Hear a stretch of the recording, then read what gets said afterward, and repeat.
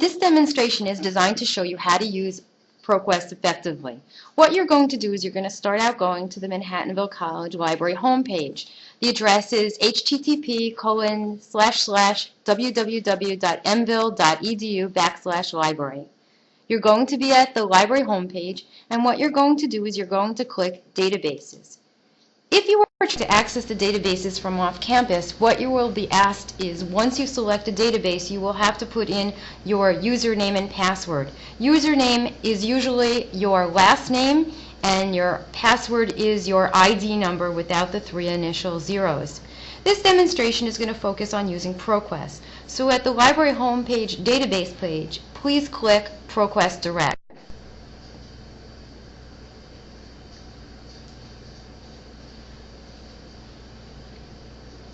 You will be connected to the basic search in ProQuest Direct. Personally, I prefer the advanced search, so at this point go up to the tabs and select the green tab, which will turn orange when you select Advanced, and click Advanced Search. The advanced search provides a little more flexibility and allows you to build a search. So at this point, what I will ask you to do is to go down to where it says Limit Results to Full Text Documents Only. Then I'd like you to select the box that says Full Text Documents. In this way, all of the documents that will be retrieved will be full text and will not be abstracts. The first thing that we're going to do is start a basic search, and we're going to put in the terms in quotation marks to get a phrase, Generation Y.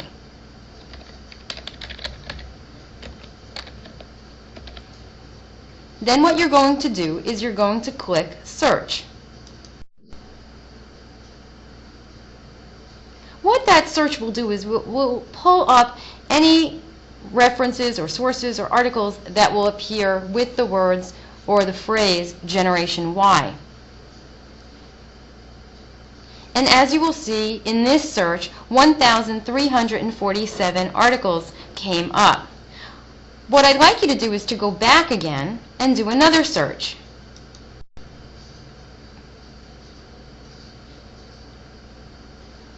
By clicking the back key, it will take you back to the original search.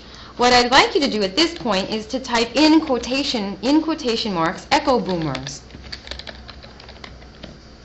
in quotation marks, and click Search. What we've done is we've used a Boolean operator and what will happen is that the search results will include not only Generation Y, but it will also look and combine articles that contain the word echo boomers. As you will see, the results are much narrower. Let's go back one more time to the original search, and we will have Generation Y and echo boomers. Now, if you go to the left-hand side of the screen where the and is, the Boolean operator and, if you click on that drop-down menu, you will see that there are other ways to manipulate your search. If you click on the term or, that's another Boolean operator. If you click on the search box, what will happen now is the system will look for the term Generation Y or echo boomers, where the and operator will narrow down a search. The or operator, a Boolean operator, will broaden the search. And since we don't want to broaden the search at this point, we're going to click that back key again, go back to our original search with Generation Y and echo boomers. We're going to change that or operator to an and again, and we're going to click the search button. Again, Generation Y will also be looked with in combination with echo boomers, and the search results will be narrower. We will get 53 results on this particular page. Now, the way that ProQuest displays its results, it displays them, all of the results will appear together, so 53 results. However, most of the time, college students and graduate students are asked to use scholarly sources. And the way that ProQuest displays its results, it displays them in scholarly journals, magazines, trade publications, and newspapers.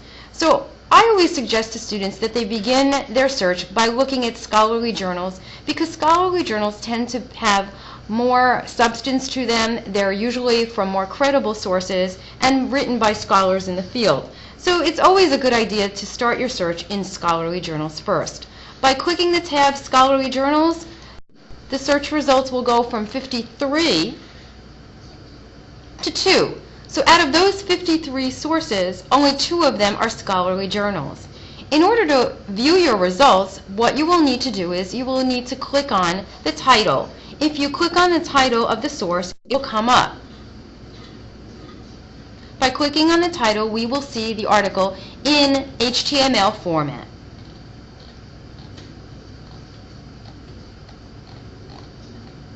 I'm going to click on the back key to go back to our list of articles. As you can see, there are several different ways that you can view these results. You can look at them in HTML. They can be available in PDF also. If you have a choice between HTML or PDF, I usually tell students to look at the PDF if that is one of the options. So click on the PDF. You will need to have Adobe Acrobat on your computer.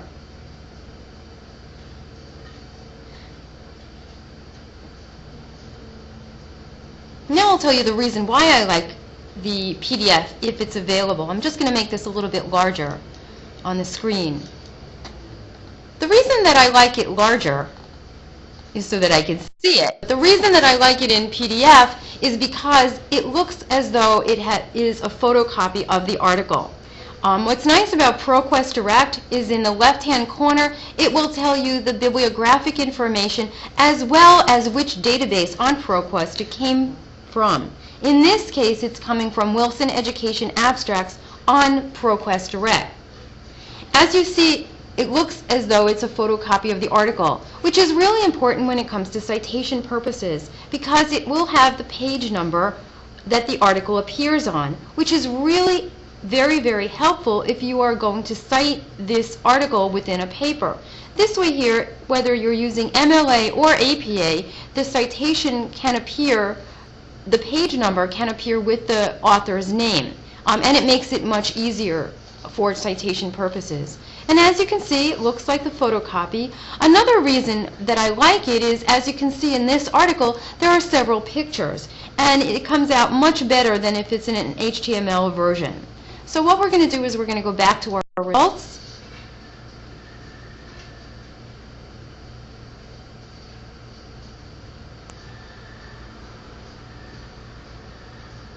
And let's say we have finished looking through all of the scholarly journals. We can now move on to magazines.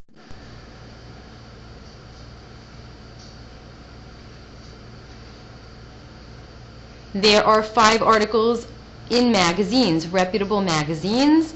Moving on to trade publications. Remember, there were 53 original articles. There are 34 trade publications on Generation Y and Echo Boomers. And moving along to newspapers,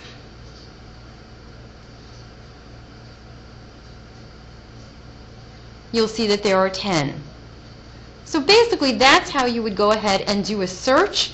If you decided that you wanted to mark these articles, you would just select the articles that you have identified or printed out and decided that you want. You would go ahead and mark them. Notice when you mark them, if you look where it says marked items on top of the screen on the upper left-hand side to the right, it changes and it goes from 0 to 2 because I've only identified 2 articles. Now, if you wanted to include these in RefWorks, then you could go on and export these to RefWorks.